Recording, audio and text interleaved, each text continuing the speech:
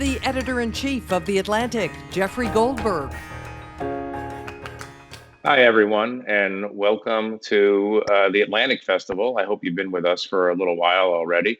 I'm going to be talking right now with the Speaker of the House, Nancy Pelosi, a perennial guest at the Atlantic Festival. Thank you, Madam Speaker, for taking time out. I know it's a somewhat busy week, but we always appreciate your giving us some time at the Atlantic Festival, and we really appreciate it. So thank you for coming. My pleasure to be here. Thank you. Yeah. Great. So why don't we, I'm hoping that since we have a little bit of time, we could talk about some deep things, but let's talk about some issues of the moment. If you could just kind of give us the state of play as of today in terms of both the infrastructure bill and its apparent decoupling to the larger domestic policy spending bill. Where do things stand with you? Well, first, let me thank you again for the opportunity to chat. This has been something I've always looked forward to. As I've said to you all before, when I was in high school, which has been a while ago, I always I subscribed to the Atlantic Monthly, as it's called then. I loved reading it. And one of the reasons that in our school that we all had to subscribe to the Atlantic Monthly was because we wanted to be good writers. And we were told you couldn't be good writers unless you read good writing. So it wasn't only about the substance and what we learned, but it was also to learn by reading good writing. So thank you, Atlantic, for being an inspiration for all these years. So good to be with you. Okay, this is a very eventful week. How was your day? That's the way it is every day here. We have four things on our plate right now. As you know, that the debt ceiling is a matter of a couple of weeks, but we want to address it as soon as possible. The shutdown of government is a matter of days, and that would be September 30th. The infrastructure bill has a September 30th deadline for highway authorization and the rest. And of course, the Build Back Better Biden initiative. President Biden said that he was happy and pleased to work in a bipartisan way to find common ground in a bipartisan way on infrastructure. But he would not confine his vision for America to what could be achieved in that way, that we had to, again, build back better, and that is the reconciliation bill. So we proceeded, and I'm so proud of our members, all the committees of jurisdiction, 13 of them, taking part in developing the agenda, working with the Senate to have common ground to try to honor bird bath and all that, bird rules and that. And we met our deadline of September 15th. And then this past weekend on Saturday, the Budget Committee reported out that product. In the course of that time, as you know, there were those who said that number was too high. So we're waiting to see and weighing in every way to see what an adjusted number would be, but we are ready. We've done our work and in terms of more than you want to know on the subject, but in terms of Ledge Council, CBO, bird bath, all of that. And we hope that will be imminent and that we can then take that legislation to the floor. What's important to know about that, and this is something that people get concerned about, because when we have built in the future, we haven't addressed the climate issues and the rest of that, and we have to do that. But not only that, there has to be justice in all of this. And President Biden has been magnificent in his writing of this, campaigning on this, and having this as his vision, because there have been injustices, whether environmental justice or dividing up communities. So as we build, it has to be better. In addition to that, it has to address, of course, the climate concerns, and that's part of infrastructure about health issues, clean air, clean water, jobs issues, preeminence in the world and the green technologies, security issues, not having migrations and conflict for competition for habitat and resources as all of that narrows, and a moral issue to preserve this planet. If you believe that that God's creation, it's a religious thing in addition to a value I think that everybody shares, that we have a responsibility to pass this on. And now, Right. Build Better is also about women, unleashing the power of women fully in our economy and in the workplace with child care, child tax credit, family medical leave, universal pre-K, home health care, those kinds of initiatives that give leverage to children, give leverage to women, give leverage to people with disabilities in this new bill. The point being that when people say, well, every time something is reduced, our communities suffer. No, this starts with their communities. That's why it's better rather than a trickle down of we're building this and hopefully some of it will come your way. No, we're starting with that. So it's exciting and it's important decisions and it's called legislating. So we have to find our common ground, build our consensus, and win the Let day. me ask you. Let me ask you a question about the legislating. Let me just ask you a question about that. You have said or suggested that a lot of what's going on, the drama between Senators Manchin and Sinema on the one hand, and the Progressive Caucus and the House, the Squad, you have suggested that this is kind of the kabuki of legislating, and that it's all going to work out in the end. But there is a lot of anxiety on the Hill that this is too unwieldy, that this is that you're not going to be able to rein this in and get most of what you want. How confident are you that you're going to end up with, if not $3.5 trillion in domestic spending, but something that's fairly revolutionary, something that's as dramatic that as you want? Well, the president's number is what we built our bill around. It isn't the last bill we will ever pass. There are some adjustments we can make in timing, length of program, and the rest. So we just need to have it's not about a number. The president said it perfectly. He said, what's the top line? Zero, because it's all paid for. This is about creating good paying jobs. It's about lowering costs for families. It's about tax breaks for the middle class, and it is all paid for. So what is the figure in which if we have to come down? But it's not about a number. It's about the values. What would you cut? Would you cut child care, child tax credit, one family medical leave, universal pre-K, home health care? Would you cut investments in protecting the planet, which is a health, jobs, security, and moral issue? So it is. It's not, if we just take what it is we must have for the people, then we arrive at a number. But it isn't starting with a number and then start cutting. It's about building back better. And let me just say, I think it's all the respect in the world for the reporting on this. I think that there has been an appetite for saying there's big division in the Democrat. It isn't. I've never seen our caucus so organized, so unified. And I say that with a long history of trying to make sure we had the vote on something. Over 95% of our caucus is fully behind, and that's the moderates in the party, the New Democrats. The rest, they share his values as we go forward.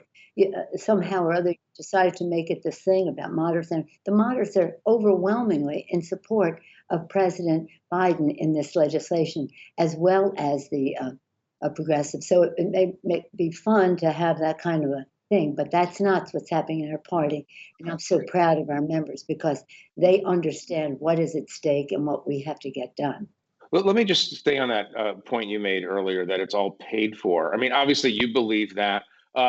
Equally, obviously, Senators Manchin and Sinema don't necessarily believe that. Some of your moderates, and obviously, you have no margin right now in the House. You've got to hold that entire caucus together. How do you convince them? What's the proof? What's the argument that no, this is actually paid for, and we can spend these massive amounts of money to restructure so many of these programs and add new programs? Well, in fact, this is not even subjective. This is objective fact that we have a wider range of, and Chuck and I and the secretary met the other day, Leader Schumer and I met with Secretary Yellen, Secretary of Treasury the other day to agree on a framework of revenues that we could pull in. Now, it depends on the number. If the number's lower, then we deal with it one way. But the fact is, this is it.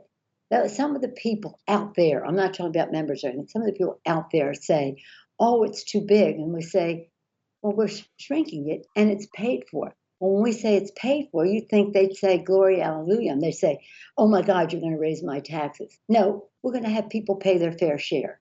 So this isn't even subjective, with all due respect to your question. It is objective fact. This will be paid for. And it is pretty exciting. That's why when the president said the top line is zero, because it's paid for. And any arguments about inflation, this or that, are dispelled by the fact that it is paid for. That's I'll loop back to easiest case we have to make. So some people say, well, I don't go so high because I don't want to tax this, that, or the other thing. Well, that's a different argument.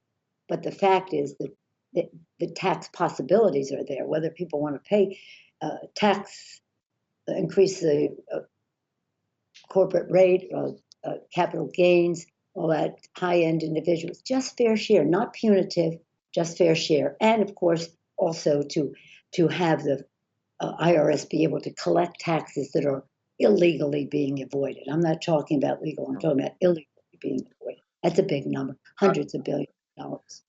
we can come back to this in a second, but there's a larger question, and there is something that's true about coverage of this, which is that we in the media we tend in this instance and probably in other instances to spend more time thinking about the number than what's in the package, and I want to get to that. But can I enter that question by putting this idea to you that in fact the progressives have already won, the progressive wing has already won, because the argument is about a number and not the nature of the programs that are being discussed. I mean, do you feel like the progressive wing is fully ascendant? You may ask that question, but this is President Biden's vision. This is his agenda, which is fully supported by House and Democrats across the board. Yes. Okay, so maybe the question is, are you surprised that Joe Biden has become a progressive after spending 3.5 decades as a moderate? Well, this has, as that's why I say it, in our caucus, when you divide 9 people versus 210 people, our caucus is very united on this, and we're very respectful of everybody's views. We're a big tent, and we respect that, but this is his agenda that is receiving the big support across the board. The fact that the press wanted to play it as this, Democrats versus moderates. No, the moderates in the Congress overwhelmingly support this. So this is about Joe Biden, and I appreciate the articulate and eloquent presentations of what's in the bill by some on our progressive side. I consider myself there representing San Francisco, as I do proudly in the Congress. But make no mistake, this is the Biden agenda. So I quite, yes, you may ask that question, but I don't get it, because clearly this is something that, again, committees have worked together. It's a consensus within our caucus following the lead of the President of the United States. It is fantastic that we have this friend. Now, people compare him to Franklin Delano Roosevelt, that, oh my gosh, this is comparable to the New Deal. President Roosevelt had 319 Democrats in the Congress when he put forth his agenda. Not that it wasn't more transformational, but this is transformational too, with a smaller margin. Do you think that this is the equivalent of the New Deal if this goes through this week or later on? Is it as dramatic as that? But of course, the New Deal was dealing with such a depression in our country that, again, there were so many things that went into it. But in terms of being transformational, in terms of that, the New Deal, LBJ, what he did, this takes leverage to the people, children, poor people, people with disabilities, women. And so not in terms of size or number of agencies established or something like that, but in terms of changing the dynamic, building up rather than trickling down, spreading from the middle rather than, again, enhancing the high end. And it is in its time, it is as needed as what was needed then, because we were on a path of such incredible disparity, economic disparity in our country that could have led to a caste system. The wealthy, now and again, this is not to not appreciate the success and achievement of those, but there has to pay their fair share. And we cannot have a country that is not recognizing that we are a consumer economy, and that's why I established a select committee on disparity and income and opportunity, wealth and opportunity in our country, headed by Jim Himes, because this is a real challenge to our democracy, because the middle class is the backbone of a democracy. Yeah. I believe the middle class has a union label on it, and I thank our friends in labor for taking us to a better place. But there's erosion in that because of what's happening in terms of the capitalist system, which we are and which we will be, but not serving the needs of the entire economy in the way it should. I want to come to the small subject of the future of American democracy in a moment, but I wanted to pivot to a couple of national security and foreign policy questions. We're seeing reports today that 220 female Afghan judges have gone into hiding for fear of the Taliban. We see the Kabul University banning women and universities in Afghanistan banning women. Give us your view a few weeks out of the Afghanistan withdrawal, the way it was done, and the fact of it itself and its impact on women. Well, the impact of women in Afghanistan is probably one of the reasons that there was public support for us staying there so long. I think that President Biden made the exact right decision. It was long overdue. We should have been out a long time. We should have stayed longer in the beginning to get the job done instead of going to Iraq. But that's another conversation. We had to leave. There were 3 stages of it: the decision to leave, the timing of it was established by President Trump before, but nonetheless to leave, A. B, the retrograde, what you call getting out our troops, our military out, was done safely. The third piece, the evacuation. Don't forget, 120,000 people evacuated, not just us, but working with our allies. Sadly, we lost 13 of our military who were patriotically trying to get them out. Could that have been done better? Yes. And now it continues to be done better. The fate of women in Afghanistan, I've been there many times. I've been there lots of times on Mother's Day to visit mothers across the country in our military and in their community. I wear this ring, which is made by Afghan women. I have many mementos from them, about them and what they have made. Their fate was something that was very important to all of us. And I visited them, not just judges and the rest in Kabul, and that's very important, judges, professionals, heads of universities, doctors, etc., but the poorest of the poor in the hinterlands of Afghanistan, and to see those girls go to school. And I mean, we did something very transformative, and for 20 years, they benefited from that. And we have to keep our eye. The Taliban has to know that the eyes, and this is bipartisan, Democratic and Republican women, House and Senate. One of the leaders in all of this, Laura Bush, Michelle Obama, Jill Biden, about caring about the women. Not just because it's the women, but the fate of the women is important to the fate of Afghanistan. So it is. So what should we do? What should we be doing for the women who we told life would get better? What should we be doing? What do we owe those women now? Did get better. It did get better. There's no turning back on the education of those girls and the rest. But we have to keep a bright, shining light on Afghanistan and the Taliban so that they know we're watching what's happening with that.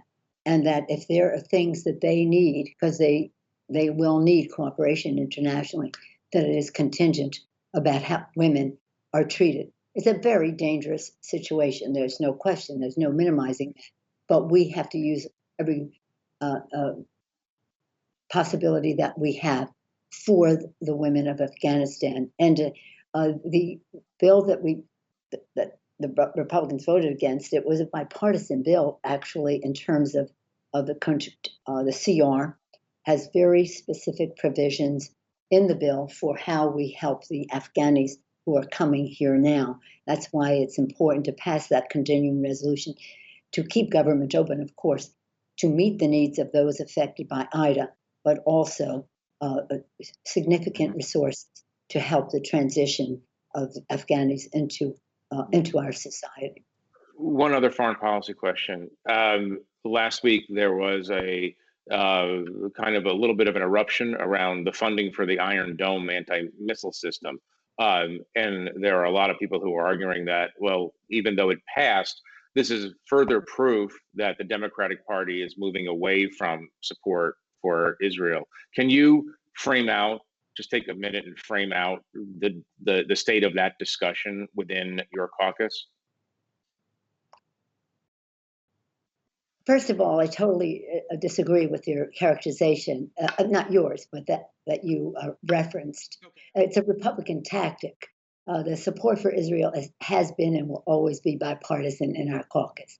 Some of our members do not want to support the Iron Dome here. It's going to be in our bill. It's already in our appropriations bill, which passed the Congress. But again, there was a thought, well, let's move it up and have it here. Okay. Just because some members, because of their constituents and the rest, didn't vote for that doesn't mean they don't support our relationship with Israel. Just take that out of the equation. It's a Republican tactic to say that, but it is historically always so that it has been bipartisan. It will continue to be bipartisan.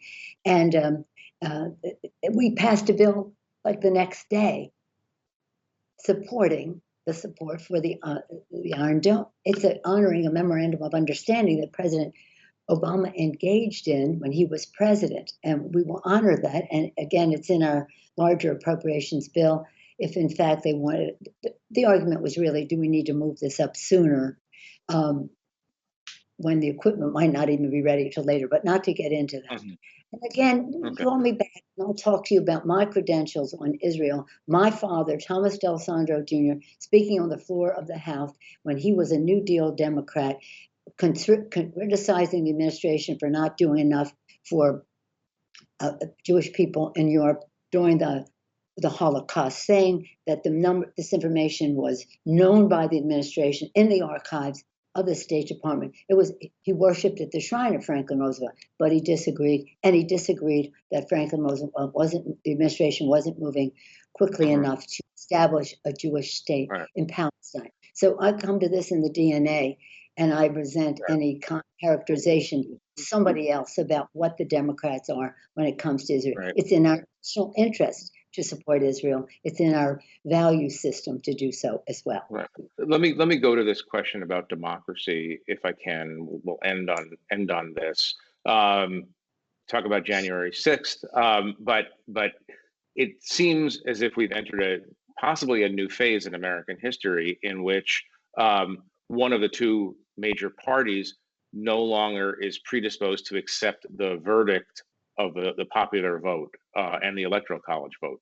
Are you worried come 2024 that if a Democrat were to win fair and square, that the Republicans will simply not accept that outcome?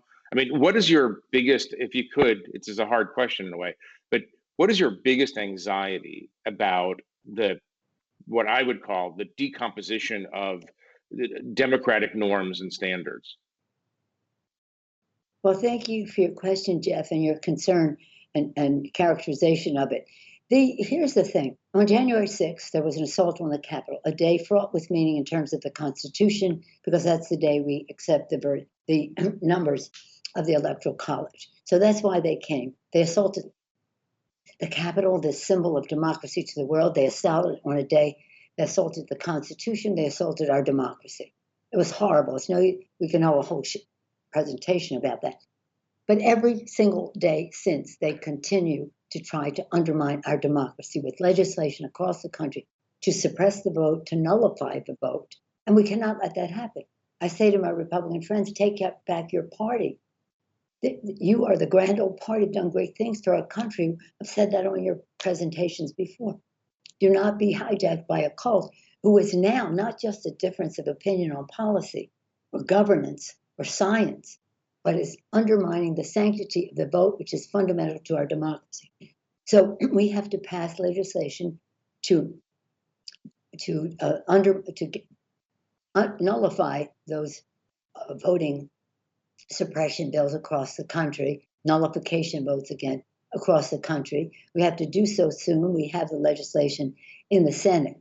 But we also have to, we can win in the courts, but we have to win in the court of public opinion. People have to know our democracy is at stake. This is no fear mongering. This is actual fact. It's actual fact. And again, it's a situation where for one person in denial about the election results, if you go down that path, you are going into autocracy. You're going into autocracy. And we must protect and defend. At the beginning of our country, and Jamie Raskin's always proud of quoting Thomas Paine. Thomas Paine said, "The times have found us. Times found them to declare independence, to fight a war, to win it, to write our documents. Thank God they made them amendable. Times found them to establish this great country. Times found Lincoln to preserve the unity of the country, and he did so. The times have found us to preserve it. Not that we place ourselves in a category of greatness of Lincoln and our founders, but the urgency of the assault on our democracy is real, and we must prevail. And again, we fight them every step of the way. And again, it makes politics seem almost trivial here. This next election is not just about Democrats or Republicans. Do you believe in climate change or not? This is about, do you believe in our democracy or not? If they ever got the gavels, what they would do to our democracy is crushing. And that's we see it every day here. I don't think a lot of Republicans across the country, that although they mistrust the results of the election, they believe a president when he says something. But this president is not worthy, that president, what's his name, is not worthy of the trust that people placed in him, because he is undermining our democracy in a way that caused death, damage, trauma, so much, and that's important. But nothing as important as our democracy. We take the oath to protect and defend the Constitution. Well, Madam Speaker, I'd love to spend all day long talking to you about good old what's his name, but we're out of time, and you have a lot of things to do. But I wanted to thank you for coming to the Atlantic Festival, and we hope to see you back live on stage at the Atlantic Festival next year at this time. Thanks again. I hope so, and thank you. I always appreciate the opportunity to have a conversation with you and under the auspices of the Atlantic. Thank you so much. My pleasure. Thank you.